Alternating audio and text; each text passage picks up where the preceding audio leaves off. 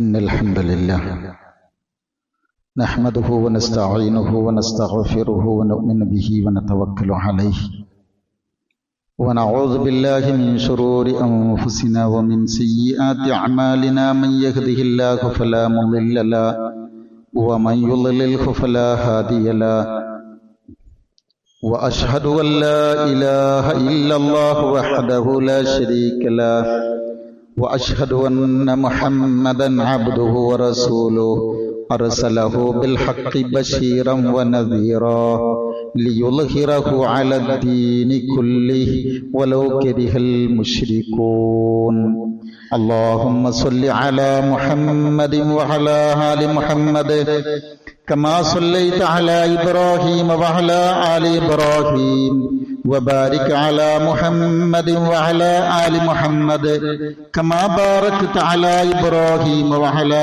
آل إبراهيم إنك حميد مجيد أما بعد فإن خير الكلام كلام الله وخير الحديث كتاب الله وخير الهدي هدي محمد صلى الله عليه وسلم وشر الأمور محدثاتها وكل محدثة بدعة وكل بدعة ضلالة أيها الإخوان والأخوات أوصيكم بنفسي أولا بتقوى الله أعوذ بالله من الشيطان الرجيم يا أيها الذين آمنوا اتقوا الله حق تقاته ولا تموتن إلا وأنتم مسلمون يا أيها الناس اتقوا ربكم الذي خلقكم من نفس واحدة وخلق منها زوجها وبث منهما رجالا كثيرا ونساء واتقوا الله الذي تساءلون به والأرحام إن الله كان عليكم رقيبا يا أيها الذين آمنوا اتقوا الله وقولوا قولا سديدا يصلح لكم أعمالكم ويغفر لكم ذنوبكم ومن يطع الله ورسوله فقد فاز فوزا عظيما بسم الله الرحمن الرحيم قال إني عبد الله آتاني الكتاب وجعلني نبيا وجعلني مباركا أينما كنت وأوصاني بالصلاة والزكاة ما دمت حيا وبرا بوالدتي ولم يجعلني جبارا شقيا. മുഅ്മിനുകളായ സഹോദര സഹോദരിമാരെ, അല്ലാഹു റബ്ബുൽ ഇസ്സത്തിന്റെ കൽപ്പനകൾ ജീവിതത്തിലുടനീളം പ്രാവർത്തികമാക്കി ജീവിക്കണമേ എന്ന് ആദ്യമായി ഉണർത്തുകയാണ്. ശക്തമായ ഭാഷയിൽ വസിയ്യത്ത് ചെയ്യുകയാണ്. ഈ വസിയ്യത്ത് യഥാവിധി ജീവിതത്തിൽ പുലർത്തി ജീവിക്കാനുള്ള തൗഫീഖ് തന്ന് അല്ലാഹു നമ്മെ ഓരോരുത്തരെയും തുണക്കുമാറാവട്ടെ. നമ്മെ ഓരോരുത്തരെയും അവൻ അനുഗ്രഹിക്കുമാറാവട്ടെ. സ്നേഹമുള്ളവരെ, സൂറത്ത് മറിയമിലെ 30 മുതൽ 32 കൂടിയ 2-3 വചനങ്ങളാണ് ശ്രദ്ധയിൽപ്പെടുത്തിയത്. ലോകത്ത് അനേകം മതങ്ങളുണ്ട്. അവയിൽ പലതും മനുഷ്യന്റെ ജനനത്തിനോ മരണത്തിനോ പ്രാധാന്യം നൽകുന്നവയാണ്. ദീനുൽ ഇസ്ലാമിനെ സംബന്ധിച്ച് നമ്മളൊന്ന് ശരിക്കിങ്ങനെ പഠിച്ചു നോക്കിയാൽ അവിടെ മനുഷ്യന്റെ ജനനത്തിനോ മരണത്തിനോ അല്ല വലിയ പ്രാധാന്യമുള്ളത്, മറിച്ച് കർമ്മങ്ങൾക്കാണ്, അമലുകൾക്കാണ്. കർമ്മങ്ങളില്ലാതെയാണ്, കർമ്മങ്ങൾ ചെയ്യാത്ത നിലയിലാണ് നമ്മൾ ജനിക്കുന്നത്. കർമ്മങ്ങൾ അവസാനിക്കുന്ന നിലക്കാണ് നമ്മൾ മരിക്കുന്നത്. അവിടെ ഇതിനിടയിലുള്ള ഈ ജീവിതത്തിൽ അമലുകൾക്കാണ് പ്രാധാന്യം. ഇന്നല്ലദീന ആമനു വഅമിലു സ്വാലിഹാത്ത് തൂബാ ലഹും വഹുസ്നു മആബ്. നന്മ പ്രവർത്തിക്കുക, ഈമാൻ ഉൾക്കൊണ്ടുകൊണ്ട് ഈമാനോടുകൂടി അമൽ ചെയ്യുമ്പോൾ ഫതൂബാ ലഹും, അവർക്ക് റസൂലേ നിങ്ങൾ മംഗളാശംസകൾ നേരുക, നന്മ നിറഞ്ഞ പര്യവസാനം അവർക്കുണ്ട് എന്ന് ഖുർആൻ പറയുന്നു.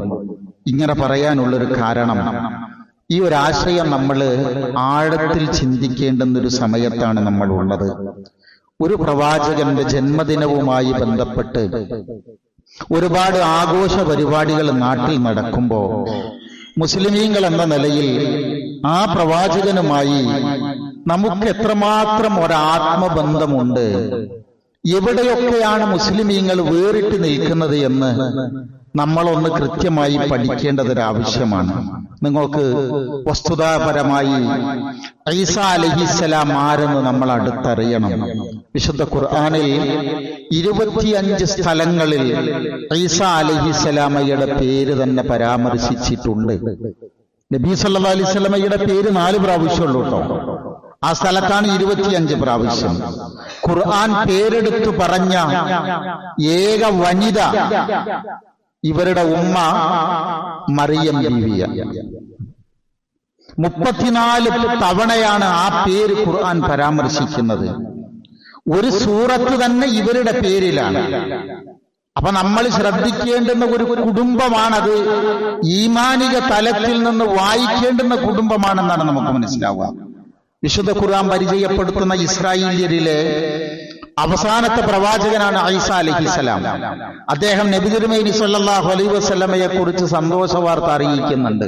വ മുബശ്ശിറൻ ബിറസൂലിൻ യഅതി മിൻ ബഅദി ഇസ്മുഹു അഹ്മദ്.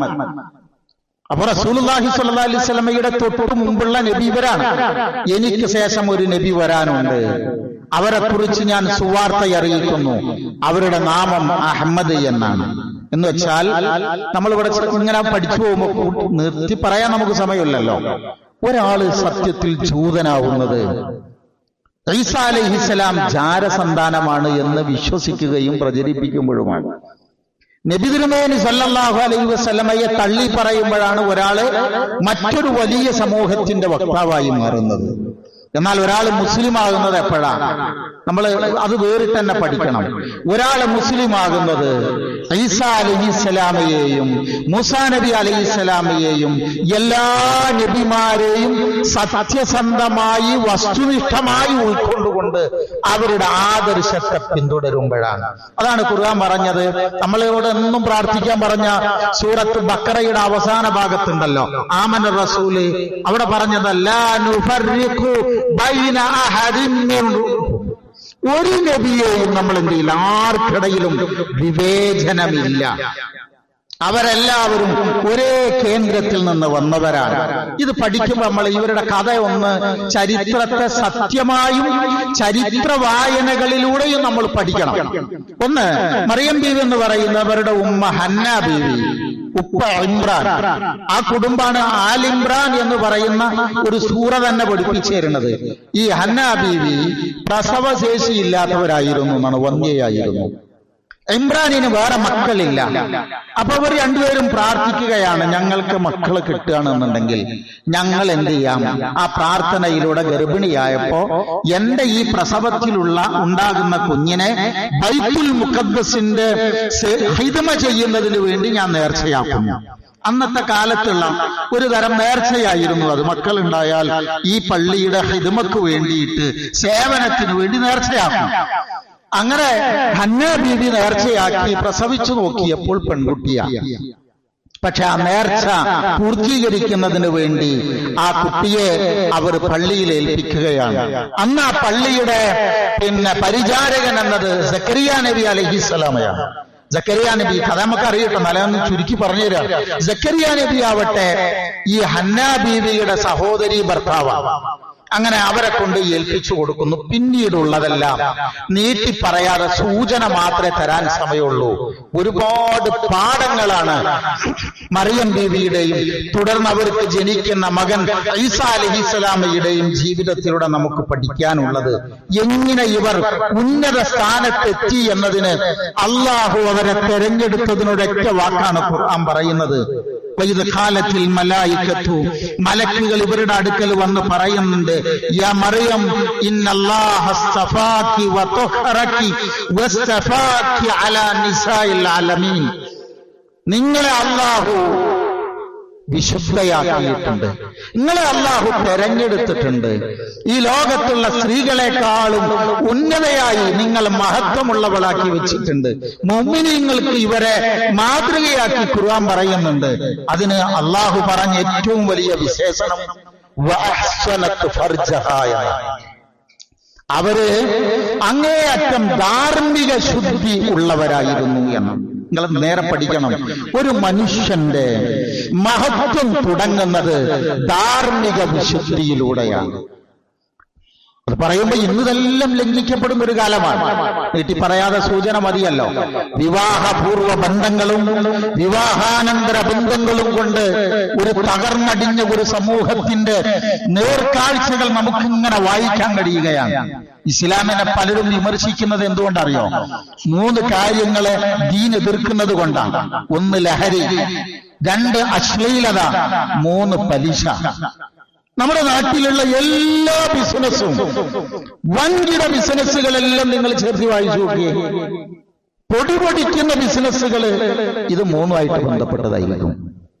അതുകൊണ്ടാണ് ഇസ്ലാമിനെ അത്ര വളരെ രൂക്ഷമായ നിലയിൽ ഈ സമൂഹമൊക്കെ വിമർശിക്കുന്നത്. ഇത് 3ഉം പരസ്പര ബന്ധമുണ്ട് താനും. ഞാൻ അത് നീട്ടി പറയുന്നില്ല, നിങ്ങൾ അതിന്റെ ആശയതലങ്ങൾ പിന്നീടുള്ള സമയങ്ങളിൽ ചിന്തിക്കുക. വൃത്തികേടുകളെ സ്വാതന്ത്ര്യമായി കാണുന്ന ഈ കാലത്ത് നമ്മൾ പേടിക്കേണ്ട ഒരു സംഗതി എന്താണെന്ന് ചോദിച്ചാല്, ഇപ്പോ ഈ അശ്ലീല സൈറ്റുകൾ പരതുന്ന, അത് കൂടുതൽ കാണുന്ന ഒരു ടീമിനെ സംബന്ധിച്ച് ഡിപ്പാർട്ട്മെന്റ് തന്നെ പഠനം നടത്തി പറയുന്നത് എന്താ വെച്ചാൽ 48% ഈ സൈറ്റുകൾ പരതുന്നത് 7നും 13നും ഇടക്ക് പ്രായമുള്ള മക്കളാണെന്ന്. അള്ളാഹു കാത്തിരക്ഷിക്കുമാറാവട്ടെ. എന്ന് വെച്ചാൽ ഒരു തലമുറയുടെ പ്രയാണം പേടിപ്പിക്കുന്നതാണെന്നാണ്. എന്നാൽ അവിടെയാണ് എന്ത് ചെയ്യുന്നറിയോ ഈ രംഗം ഖുർആൻ എടുത്തു പറയുന്നത്. അതിനിടയ്ക്ക് ചേർത്തി പറയാനുള്ളത്, ഞാനും നിങ്ങളൊക്കെ തോറ്റുപോകുന്ന മേഖലകൾ ഏതാണ് എന്ന് ഈ സമയത്തൊന്ന് മനസ്സിനോടൊന്ന് ചോദിക്കുന്നത് നല്ലതാണ്. ഖുർആനില് പേരെടുത്തു പറഞ്ഞ ഏക മഹദിയുടെ മഹത്വം ഖുർആൻ പറഞ്ഞത് ഏതാണ്? വഅഹ്സനത് ഫർജഹാ. നീട്ടി പറയാതെ സഹോദരങ്ങളെ, ഇവർ ഗർഭം ചുമക്കുന്നത് ഒരു നബിയെയാണ്, അതും ഭർത്താവില്ലാതെയാണ്. അവരുടെ കഥകളൊക്കെ സൂറ മറിയമിൽ വളരെ മനോഹരമായി ഖുർആൻ എടുത്തു പറഞ്ഞു തരുന്നുണ്ട്. അങ്ങനെ ഭർത്താവില്ലാതെ ഗർഭം ധരിച്ചപ്പോ സ്വാഭാവികമായും സമൂഹം കുറ്റപ്പെടുത്തും. നമ്മളാണെങ്കിലും കുറ്റപ്പെടുത്തും, അല്ലേ? നമ്മളാണെങ്കിലും കുറ്റപ്പെടുത്തും. അതന്നെയാണ് അന്നത്തെ കൗമും ചെയ്തിട്ടുള്ളൂ.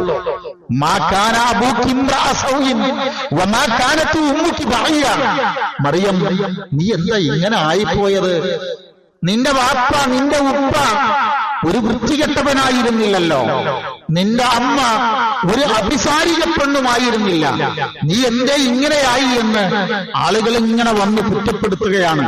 ആ നേരത്ത് പ്രസവത്തിന്റെ വേദന കൊണ്ട് നമ്മൾ അവിടെ ചിന്തിക്കേണ്ട ഒരു കാര്യം എന്താന്ന് ചോദിച്ചാൽ, രാവിലെ ഗർഭം ചുമന്ന് ഗർഭമുണ്ടായി വൈകുന്നേരത്തോടുകൂടി ഗർഭം പൂർത്തിയായി പ്രസവിച്ചിരുന്നു എങ്കിൽ ഇത് ഭയങ്കര അത്ഭുതമാവൂലേ?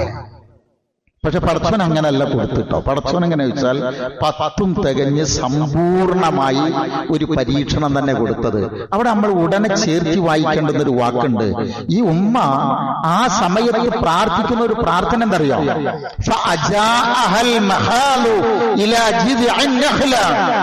ഈന്തപ്പനത്തോട്ടം ഒരു താഴ്വരയിലേക്ക് വരാൻ അള്ളാഹു വഹയ്യ് കൊടുക്കുന്നു. അവരവിടെ എത്തുകയാണ്.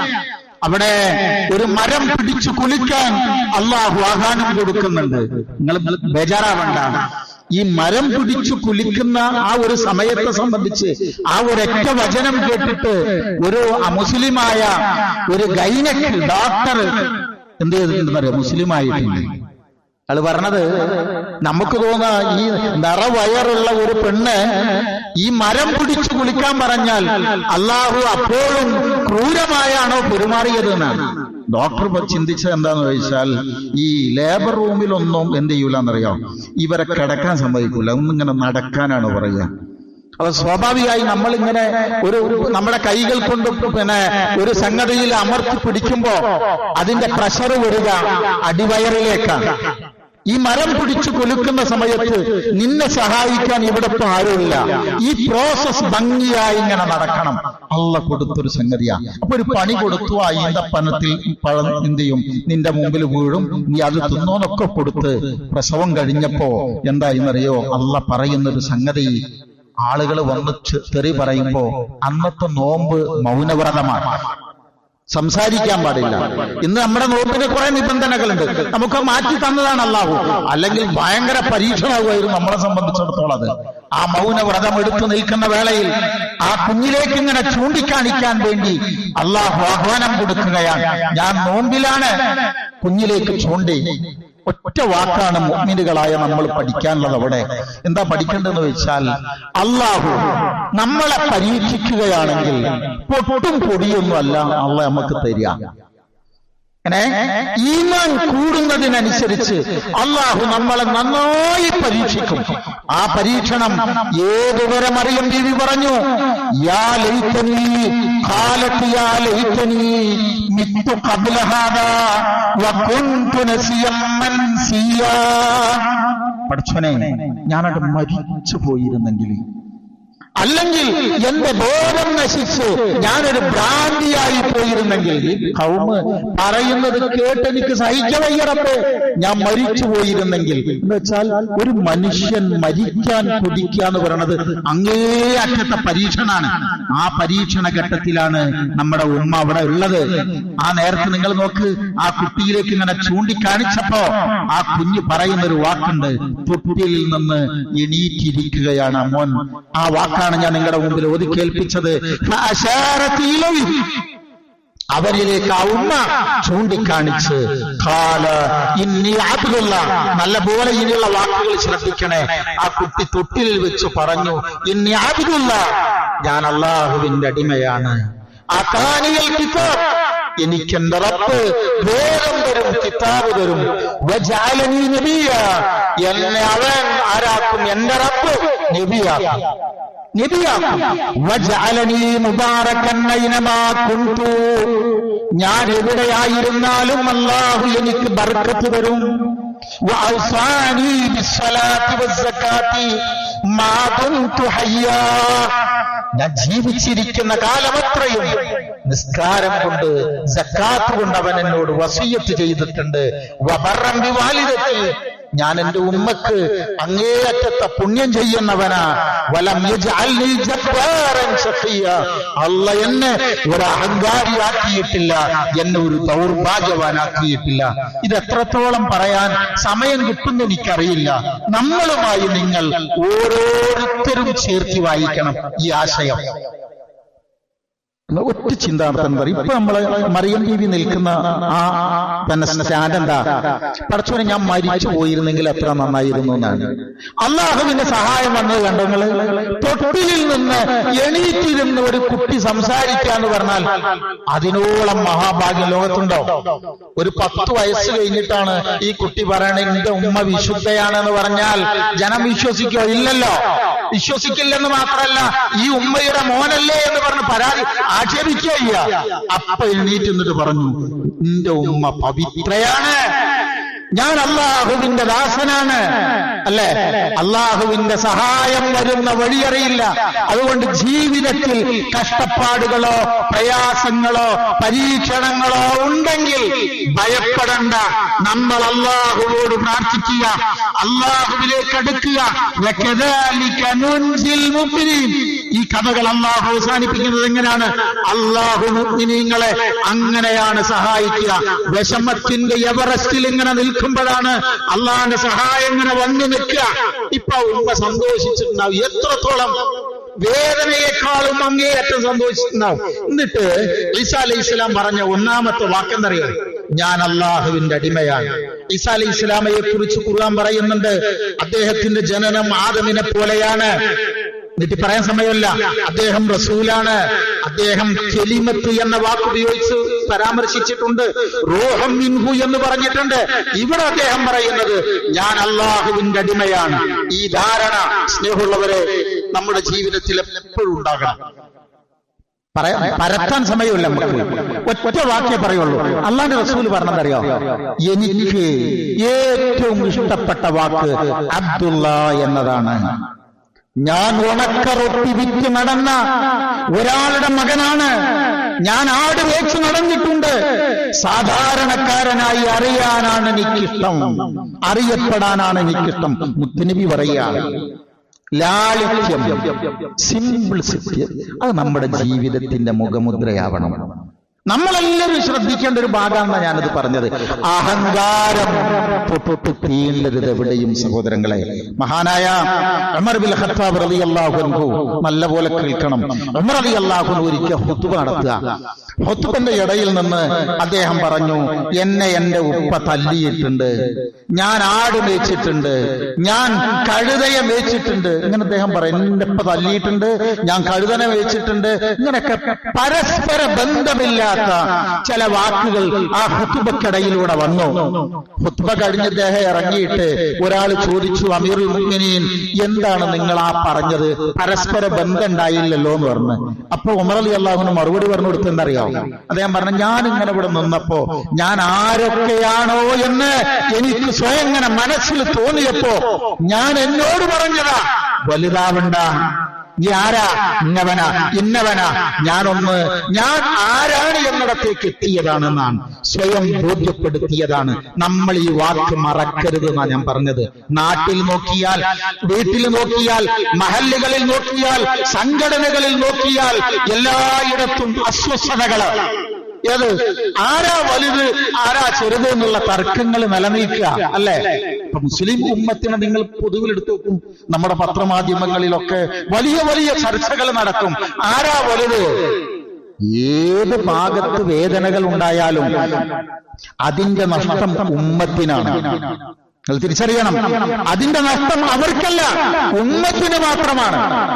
ആ കാഴ്ചപ്പാടിലായിരുന്നു ഉലമാ ഉണ്ടായിരുന്നത്. അതുകൊണ്ട് തന്നെ നമ്മൾ ഓരോരുത്തരും പ്രാർത്ഥിക്കേണ്ടുന്ന പ്രാർത്ഥനകളാണ്. ഞാൻ ആ പ്രാർത്ഥന അപ്പൊ തന്നെ ഓർമ്മപ്പെടുത്തി നിങ്ങൾക്ക് അറിയുന്നതാണ്, എന്നാലും ഇടയ്ക്കിടയ്ക്ക് പ്രാർത്ഥിക്കണം. അല്ലാഹുമ്മ ജഅൽനി ശകൂറാ, അല്ലാഹുമ്മ ജഅൽനി സബൂറാ, അല്ലാഹുമ്മ ജഅൽനി ഫീ ഐനയ്യ സഈറാ വഫീ അയ്യുനിൻ നാസി കബീറാ. പടച്ചോനെ, എന്നെ നീ നല്ലോണം ശുക്റുള്ളവനാക്കണം, നന്ദിയുള്ളവനാക്കണം. എന്നെ നീ പിന്നെ നന്നായി ക്ഷമിക്കുന്നവരിൽ പെടുത്തണം. എന്നെ നന്ദിയുള്ളവനാക്കണം, എന്നെ ക്ഷമാലുക്കളിൽ പെടുത്തണം.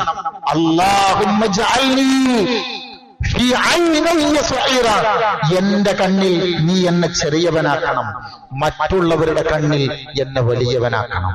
ഇങ്ങനെ എന്റെ കണ്ണിൽ എന്നെ ചെറിയവനും മറ്റുള്ളവരുടെ കണ്ണിൽ എന്നെ വലിയവനുമാക്കണം എന്ന് ശരിക്കും ഇങ്ങനെ ആലോചിച്ച് നോക്കിയാ നമ്മുടെ കണ്ണിൽ നമ്മൾ വലിയൊരു സംഭവമാണ്. നമ്മൾ ആരൊക്കെയാണ് എന്നുള്ളതാ. ആ തോന്നൽ വന്നാൽ തന്നെ മറ്റുള്ളവരുടെ മുമ്പിൽ നമ്മൾ പരിഹാസ്യരാവും. അതുകൊണ്ട് സഹോദരങ്ങളെ, ഈസാ അലൈഹിസ്സലാം പറഞ്ഞ ആദ്യത്തെ വാക്ക് ഇന്നി അബ്ദുല്ലാഹ്. രണ്ടാമത് അദ്ദേഹം പറഞ്ഞ വാക്ക് എന്തറിയാമോ? വജഅലനി മുബാറകൻ ഐനമാ കുന്തു. അല്ലാഹു എന്നെ ഞാൻ എവിടെയാണെങ്കിലും അനുഗ്രഹീതനാക്കിയിട്ടുണ്ട്, എനിക്ക് ബർക്കത്ത് തന്നിട്ടുണ്ട്. ഞാൻ എന്താ ചെയ്യേണ്ടതെന്നറിയോ? ആ ബർക്കത്ത് നിലനിർത്താൻ ഞാൻ ഇനി പണിയെടുക്കണം. ആ പണി എന്താ? വഔസാനി ബിസ്സലാത്തി വസ്സകാത്തി മാ ദുംതു ഹയ്യ. പ്രിയരേ, ശരിക്ക് ഈസാ അലൈഹിസ്സലാമയുടെ വാക്കിനെ നമ്മളിലേക്ക് നിങ്ങളൊന്ന് ചേർത്ത് വെച്ച് നോക്കി. ജനനം കൊണ്ട് അനുഗ്രഹിക്കപ്പെട്ടവരല്ലേ മുസ്ലിമീങ്ങളായ നമ്മൾ? നമ്മുടെ പപ്പയും ഉമ്മയും മുസ്ലിം അല്ലായിരുന്നുവെങ്കിൽ നമുക്ക് ഇങ്ങനെ വന്നിരിക്കാനുള്ള ഭാഗ്യം കിട്ടുമോ? ലോകത്തെ ഏറ്റവും വലിയ മഹാഭാഗ്യവാന്മാര് നമ്മളല്ലേ? ജന്മത്തിലൂടെ, ജനനത്തിലൂടെ അല്ലാഹ് നിങ്ങളെ ആദരിച്ചു. ഇനി എന്ത് വേണമെന്ന് ചോദിച്ചാൽ ആ അനുഗ്രഹം നിലനിർത്താൻ ഏറ്റവും പ്രധാനം വേണ്ടത് നിസ്കാരമാണ്. സാമ്പത്തിക വിശുദ്ധിയാണ്, മാനസിക വിശുദ്ധിയാണ്, സാമ്പത്തിക വിശുദ്ധിയാണ്. എല്ലാം പറയാൻ നേരമല്ല, സൂചന നിങ്ങൾക്ക് പറഞ്ഞു തരികയാണ്. നമസ്കാരം ഒരു വഖ്ത് കാരണമില്ലാതെ ഉപേക്ഷിച്ചാൽ അല്ലാഹു റബ്ബുൽ ഇസ്സത്ത് പറഞ്ഞത് ആ വ്യക്തിയെ എന്റെ ദിമ്മത്തിൽ നിന്ന് ഞാൻ ഒഴിവാക്കുമെന്നാണ്. മായാത്ത മഷി കൊണ്ട് പ്രിയപ്പെട്ടവര് തന്നെ നെഞ്ചകത്ത് എഴുതി വെക്കണം. ഒരു കാരണം കൂടാതെ കാരണമില്ലാതെ ഒരു വക്ത് നമസ്കാരം നമ്മൾ ഉപേക്ഷിച്ചാൽ അള്ളാഹു നമുക്ക് തരുന്ന കാവലിൽ നിന്ന് അള്ള നമ്മളെ എടുത്തെറിയുന്നതാണ്. പിന്നെ നമ്മൾ ആരായാലും അള്ളാഹ്ക്ക് പ്രശ്നമില്ല. നിങ്ങൾ ആലോചിച്ച് നോക്കൂ, നമ്മൾ ആ രംഗം പേടിക്കണം. ഈ ഒരു ഗൗരവം നമുക്കുണ്ടോ? നമ്മുടെ ഉമ്മത്തിനുണ്ടോ? മുസ്ലിമീങ്ങൾ എന്ന നിലയിൽ ഏറ്റവും ആഹ്ലാദം നിറഞ്ഞ സമയം ഏതാവണം? നമസ്കാരത്തിൻ്റെതാവണം. ഒരു ഒരുക്കം വേണം. ഞാനുങ്ങളൊക്കെ നീണ്ട് യാത്ര ചെയ്യുന്നവരാ, ആരും യാത്ര ചെയ്യാത്തവരില്ല. പണ്ടത്തെ കാലമല്ല ഇപ്പോ. പക്ഷെ രാവിലെ ഇറങ്ങുമ്പോ ഇന്നിടത്ത് ഞാൻ എത്തുകയെന്നുണ്ടെങ്കിൽ എന്റെ നമസ്കാരം എവിടെന്നാ? നമ്മൾ ഇറങ്ങുമ്പോ എവിടുന്നാ ഭക്ഷണം കഴിക്കാൻ ചിന്ത ഉണ്ടാവൂലേ? എങ്കിൽ ഭക്ഷണം എവിടുന്നാന്നുണ്ടെങ്കിൽ അതിന്റെ കൂടെ തന്നെ നമ്മളും കാണും. ജമാഅത്ത് കിട്ടുമോ? നമസ്കാരിക്കാൻ നമുക്ക് സമയം കിട്ടുമോ? അല്ലാഹുവിന്റെ റസൂൽ സല്ലല്ലാഹു അലൈഹി വസല്ലം സഹാബത്തിനെ പഠിപ്പിക്കുന്ന ഒരു കഥയുണ്ട്. നീ മുഅ്മിനാണോ? നീ മുനാഫിക്കാണോ? നീ മുഅ്മിനാണോ? നീ മുനാഫിക്കാണോ? ആരോടാ ചോദിക്കേണ്ടത്? ഇസ്അൽ നഫ്സക അൻ സ്വലാത്തിൽ ഫജ്ർ. നിന്റെ നഫ്സിനോട് സുബ്ഹ് ജമാഅത്തിനെ കുറിച്ച് ചോദിക്കണം. നേരെ കേൾക്കുന്നത് അശ്രദ്ധല്ലാതെ കേൾക്കണേത്. സുബ്ഹ് ജമാഅത്തിനെ കുറിച്ച് നിന്റെ നഫ്സിനോട് നീ ചോദിക്ക്. സുബ്ഹിൽ ശ്രദ്ധയുണ്ടെങ്കിൽ, ഫജ്ർ നമസ്കാരത്തിൽ ശ്രദ്ധയുണ്ടെങ്കിൽ, യഅലം അന്നക മുഅ്മിൻ, നീ മുഅ്മിനാണ്. അല്ലെങ്കിൽ നീ ആരാണ്? നീ മുനാഫിക്കാണ്. നമ്മൾ ആരെയിരിക്കും? സഹോദരങ്ങളെ, നമ്മൾ ശരിക്കും നിങ്ങൾ ആലോചിച്ച് നോക്കുക. നമ്മുടെ രക്ഷ, ഞാനത് വിശദീകരിക്കല്ല, നമ്മുടെ രക്ഷ നമസ്കാരത്തിലും പ്രാർത്ഥനയിലുമാണ്. നമസ്കാരവും പ്രാർത്ഥനയും കൂടുന്തോറും നമുക്ക് വിനയം കൂടും. ഇത് രണ്ടും കൂടുന്തോറും നമ്മുടെ ജീവിതത്തിൽ ബർക്കത്ത് കൂടും. ഇങ്ങനെ നിസ്കാരം കൂടുന്തോറും പ്രാർത്ഥന കൂടുന്തോറും നമുക്ക് വിനയം കൂടാം. ഇത് രണ്ടും കൂടുന്തോറും ജീവിതത്തിൽ ബർക്കത്ത് കൂടും. ബർക്കത്തില്ലായ്മ, ഒരു സുഖം കിട്ടായ്മ ജീവിതത്തിൽ ഉണ്ടെങ്കിൽ ഉടനെ നമ്മൾ പിന്നോട്ട് നോക്കണം. നമ്മുടെ അക്കൗണ്ടിലേക്ക് നോക്കണം, ബാലൻസിലേക്ക്, ബാങ്ക് ബാലൻസിലേക്കും നമ്മൾ നോക്കണം. അതുകൊണ്ട് നാം വളരും തോറും നമ്മുടെ പ്രാർത്ഥനകൾ കൂടണം. അതങ്ങനെ ചിന്തിക്കുക. ഒറ്റ വാക്കുകൂടി സൂചിപ്പിക്കുകയാണ്, ഞാൻ എന്റെ ഉപ്പക്കും, എന്റെ ഇവിടെ വാലിദത്തി എന്നാണ് അദ്ദേഹം ഉപയോഗിച്ചത്. എന്റെ ഉമ്മാനോട് അങ്ങേയറ്റത്തെ പുണ്യം ചെയ്യുന്നവനാണ്. നിങ്ങൾ ആലോചിച്ച് നോക്കൂ സഹോദരങ്ങളെ, എത്ര പറഞ്ഞാലും മാറ്റം വരാത്ത ഒരു മേഖലയായി ഈ ഭാഗം ഇന്നും നിലനിൽക്കുകയാണ്. ഒരു നബിയുടെ മഹത്വമാണ് അള്ളാഹ് പറഞ്ഞത്, ഇമ്മാക്കും വാപ്പാക്കും ഗുണം ചെയ്യുന്നവനാണെന്ന്. ശരിക്കും നിങ്ങളൊന്ന് വായിച്ചു നോക്കിയേ. നാട്ടിൽ ഇന്നൊരു അസ്വസ്ഥത ഉണ്ടാക്കുന്ന വാർത്തകളല്ലേ ഇത്. പെറ്റമ്മക്ക് ഒരു വിലയും നൽകാത്ത എന്തോരം അനുഭവങ്ങൾ, വേദനിപ്പിക്കുന്ന ചിത്രങ്ങൾ നമ്മൾ കാണുന്നു. ഞങ്ങളോട് പറയും, എപ്പോഴും എന്റെ മനസ്സിൽ തോന്നുന്നൊരു ചോദ്യതാണ്. നമ്മൾ സ്വന്തത്തോടാണ് പറയണത്. നമ്മൾ നമ്മുടെ ഉപ്പയും ഉമ്മയും ജീവിച്ചിരിക്കുന്ന കാലം മാത്രമാണ് നമ്മുടെ ഐശ്വര്യമുള്ള കാലം എന്ന് പറയുന്നത്. ഇപ്പാന്റെ ഇമ്മാന്റെയും കണ്ണടഞ്ഞ സഹോദരങ്ങൾ ആ സുഖം കഴിഞ്ഞു. നമ്മുടെയൊക്കെ ഭാര്യമാരെ ശ്രദ്ധിച്ചു നോക്കിയിട്ടില്ലേ? വാപ്പി ഉമ്മ ഉണ്ട് എന്നുണ്ടെങ്കിൽ ആഴ്ചക്ക് അവർക്ക് വീട്ടിൽ പോകണമെന്ന് പറയും. ഉമ്മാനെ കാണണം, ഉപ്പാനെ കാണണം. ഉപ്പയും ഉമ്മയും ഇല്ലാത്തൊരു വീട്ടിലേക്ക് പിന്നെ കയറി ചെല്ലാൻ കൊന്നൊന്നുമില്ല. അവര് ജീവിച്ചിരിക്കുമ്പോഴല്ലേ നമ്മുടെ നട്ടല്ലെന്ന് പറയുന്നത് അതാ. അതണ്ട് ഇല്ലാണ്ടായാണ്ടല്ലോ ജീവിതത്തിലെല്ലാ സുഖം കഴിയും. ഇന്നലെ മരണപ്പെട്ട, മിനിഞ്ഞാന്ന് മരിച്ചൊരു നടി നിങ്ങൾ പത്രത്തിൽ വായിച്ചിട്ടുണ്ടാവും. ഒറ്റ മകനേ ഉള്ളൂ. സ്വത്തൊക്കെ കൈക്കലാക്കിയിട്ട് തള്ളിപ്പറഞ്ഞ് വേദനയോടുകൂടി മരിക്കുക. കണ്ണൂരിൽ അടുത്ത ദിവസം മരിച്ച ഒരു ഭക്ഷണം കിട്ടാതെയാണ് ഇത്തരം മരിക്കണത്. അവരെ പോസ്റ്റ്മോർട്ടം ചെയ്തപ്പോൾ എന്തറിയോ, 2 ദിവസമായി ആ ഉപ്പ ഭക്ഷണം കഴിച്ചിട്ടെന്നാണ് പോസ്റ്റ്മോർട്ടം റിപ്പോർട്ട്. നമ്മളൊക്കെ ജീവിച്ചിരിക്കുന്ന കാലത്ത് നിങ്ങൾ ശരിക്കും ശ്രദ്ധിക്കണം കേട്ടോ. നമ്മുടെ ഈമാൻ, നമ്മുടെ പരലോകം, നമ്മുടെ ജീവിതത്തിലെ ബർക്കത്ത് ഈ ഒരു ഭാഗവുമായി ബന്ധപ്പെട്ടാണ്.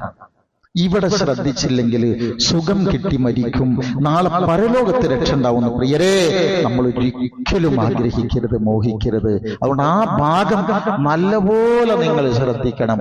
നമ്മുടെ പപ്പാക്കും ഉമ്മാക്കും വേണ്ടി നമ്മൾ എന്തൊക്കെ കൊടുക്കുന്നുണ്ടോ പടച്ചോ സഹോദരങ്ങളെ നമ്മൾ ഇടങ്ങാറാക്കൂല. നമ്മൾ അറിയാത്ത വഴിയിലൂടെ ബർക്കത്ത് വന്നുകൊണ്ടിരിക്കും. അല്ലാഹു റസൂലേ സ്വല്ലല്ലാഹു അലൈഹി വസല്ലം ഒരാളൊരു വയസ്സായ ഉമ്മാനെ ചുമലിൽ ഇങ്ങനെ വെച്ചുകൊണ്ട് എന്ത് ചെയ്യാത്തറിയോ, ഇങ്ങനെ തവാഫ് ചെയ്യാ. മുത്തുനബി എന്താ പറഞ്ഞതറിയോ? സ്വർഗം ചുമന്നുകൊണ്ട് നടക്കുന്ന ഒരാളെ നോക്കിയേ എന്നാ പറഞ്ഞത്. അപ്പൊ നമ്മുടെ സ്വർഗപ്രവേശനത്തിന് തടസ്സം നിൽക്കുന്നത് ആരാ? ഇതാണ്. ഈ ഭാഗം നല്ലപോലെ ശ്രദ്ധിക്കണം.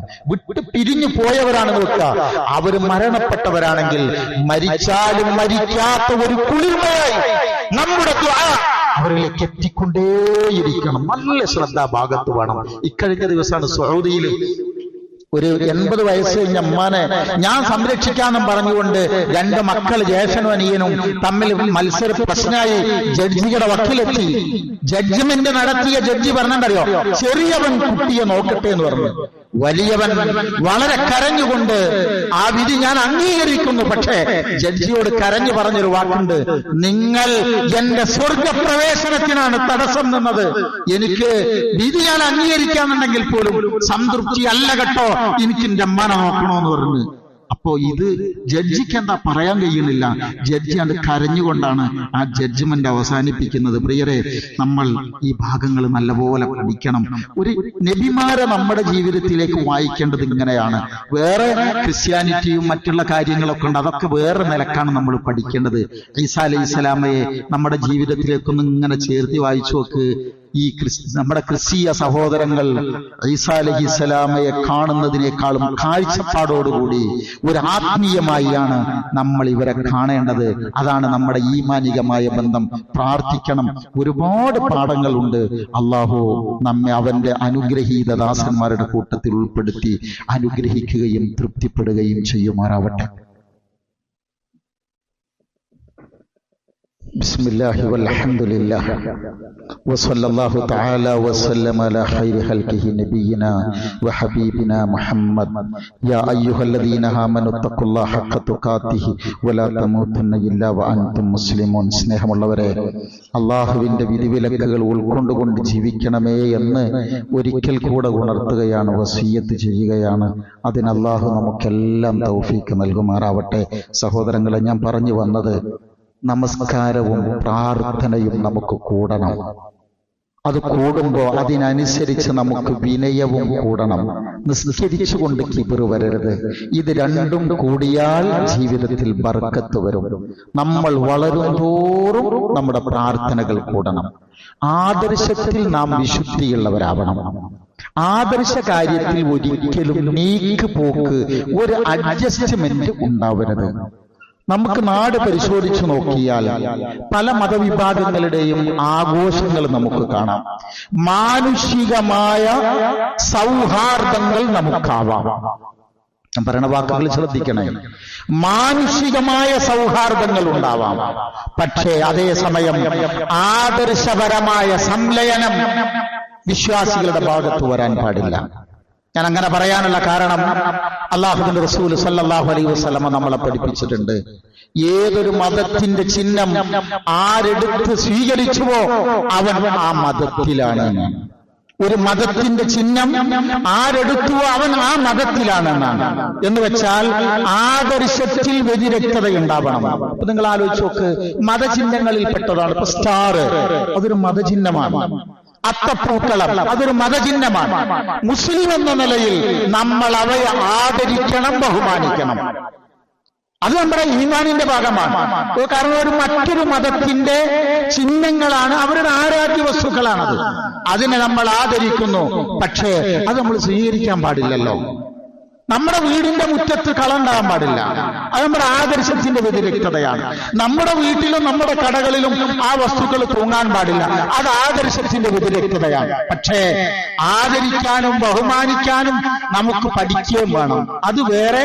മാനുഷികമായ സൗഹാർദ്ദമുണ്ട്, ആദർശപരമായ സംലയനം ഒരിക്കലും ഉണ്ടാകാൻ പാടില്ല. അങ്ങനത്തെ ഒരു ആദർശ വിശുദ്ധി നമ്മുടെ ജീവിതത്തിൽ നമ്മൾ കാത്തു സൂക്ഷിക്കണം. ഇന്ന് മുസ്ലിമീങ്ങളെ കുറിച്ച് നമ്മൾ ശരിക്കും ഇങ്ങനെ പരിശോധിച്ചു, എവിടെയെങ്കിലും ആഘോഷം ഉണ്ടായാൽ മതി, പിന്നെ നമുക്ക് ഏറ്റവും കൂടുതൽ ആഘോഷിക്കേണ്ടത് നമ്മളാണ് എന്നുള്ളത് തോന്നിപ്പോകുന്നൊരവസ്ഥ. അവരും കൂടി ആഘോഷിക്കുന്നിടത്ത് നമ്മൾ പ്രയാസം ഉണ്ടാക്കി കൊടുക്കരുത്.